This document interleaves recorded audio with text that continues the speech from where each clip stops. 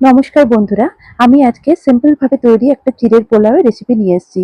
প্রথমে বিন, গাজর, কাঁচা লঙ্কা কুচি করে কেটে নিতে হবে। এরপর কড়াইয়ে অল্প রিফাইন্ড তেল দিয়ে বাদাম, কিশমিশ, কারি পাতা ভালো করে ভেজে নিয়ে একটা পাত্রে তুলে রাখতে হবে।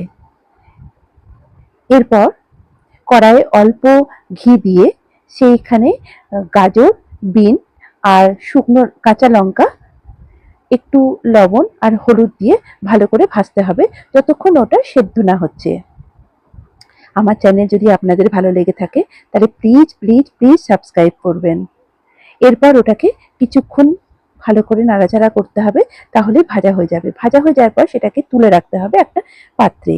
এরপর ওই কড়াইয়ে অল্প ঘি দিয়ে শুকনো লঙ্কা আর সর্ষে ফোড়ন দিতে হবে। তার আগে চিড়েকে ধুয়ে কিছুক্ষণ জল ঝরিয়ে রেখে দিতে হবে। সর্ষে ফোড়ন আর শুকনো লঙ্কা ফোড়ন দেওয়ার পর কড়াইয়ে চিড়েটাকে দেওয়ার পর ওটার মধ্যে যে ভিজে রেখেছিলাম সবজিগুলো সেগুলোকে দিয়ে দিতে হবে। তার সঙ্গে কারি পাতা, কিশমিশ আর বাদাম ভেজে রাখা উপকরণটাকে দিয়ে দিতে হবে। এরপর পরিমাণ মতো লবণ আর খানিকটা মতো চিনি দিয়ে ওটাকে কিছুক্ষণ নাড়াচাড়া করতে হবে।